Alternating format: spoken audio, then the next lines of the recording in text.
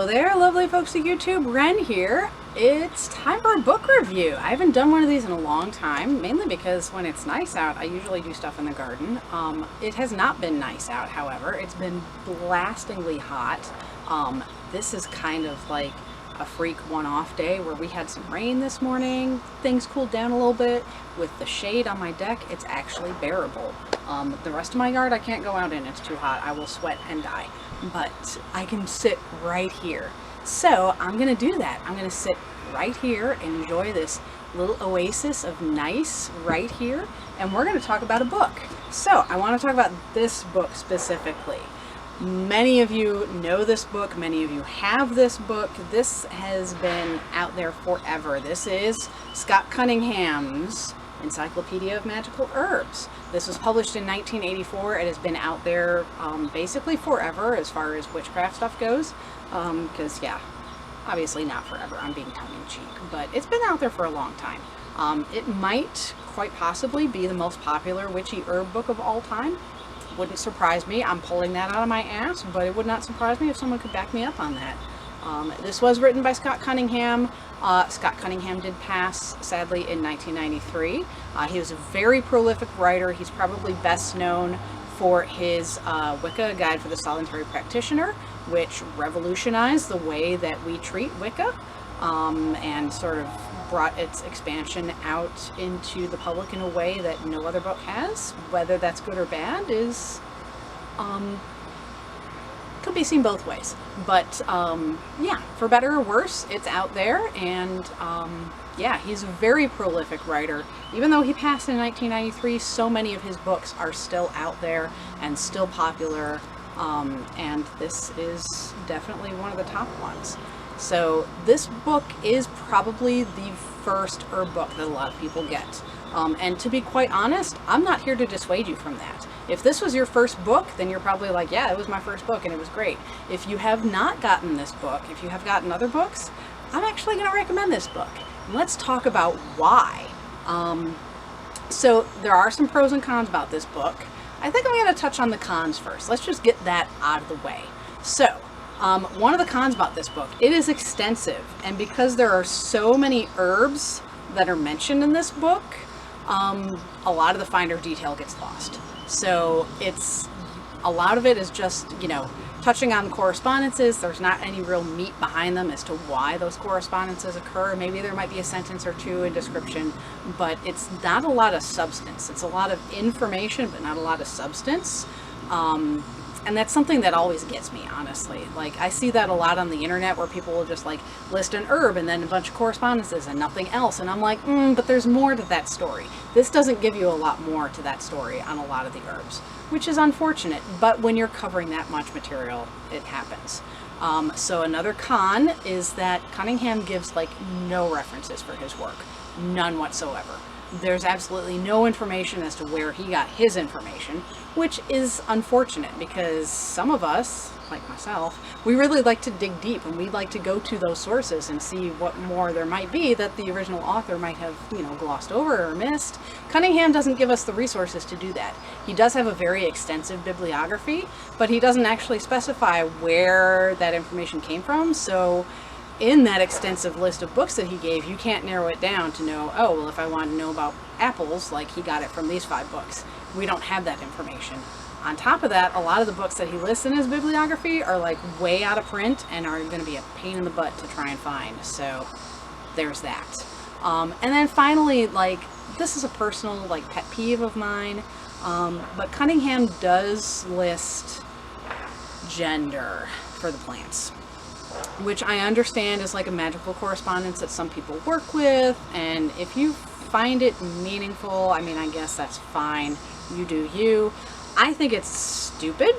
Now, and I'm saying this, I'm not someone who's on the LGBTQ spectrum myself, but I have friends and family who are, and I am aware enough to recognize that gender is basically a meaningless bullshit perspective that we create for our reality. And it doesn't make sense for me to fit plants into that mold. Like, you know, elder's not feminine, it's just elder. You know, it embodies some energies that people might have historically considered to be feminine, but I don't know. It's not a thing that I do. So, but it's there in this book, and it's common to a lot of books that were from that era. So, you know, I can't really be super detrimental, you know, about that, but it's there and it nags me. So, let's talk about some of the pros.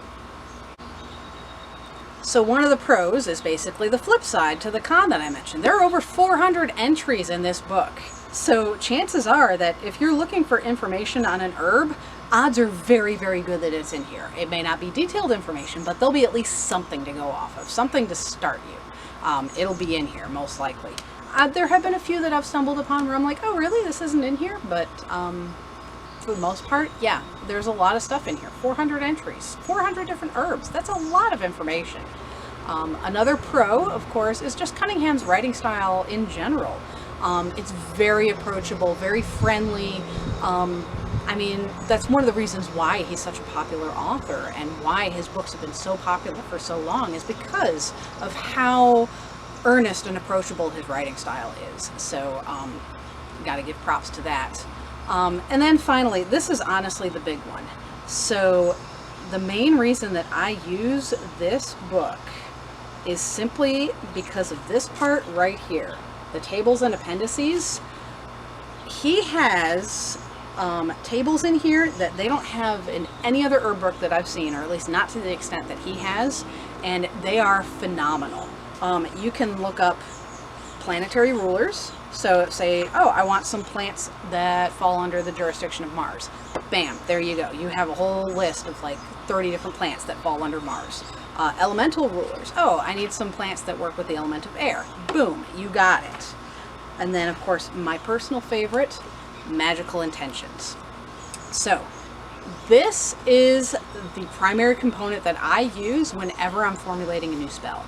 I may have like a couple of herbs or plants that I kind of have in my back pocket that I'm like, oh yeah, I definitely know these plants. And say I want to do a prosperity spell. Okay, definitely. I'm going to throw mint in there. I might put some dill in there, something like that. A couple of plants that I really, really know well. But then I'm like, I don't know what else I want to put in there that will coordinate with these plants, because I feel like I need more. So there we go. I go prosperity to obtain. Oh, look. And there's a list of like 12 different plants that I can look at and go, oh, there's some more ideas. Oak, yeah, I can work with that.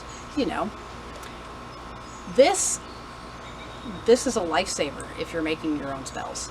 And honestly, I mean, you should be making your own spells, because no spell that you get off the internet is ever going to be as potent as something that you put the effort and the work into putting together yourself. So this is a lifesaver just for that.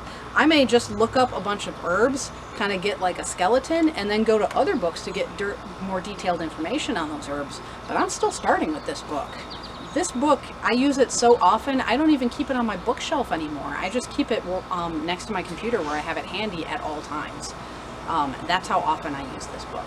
So yeah, this is a great book. If you're starting out with any herbal practice, this is a great book to start with.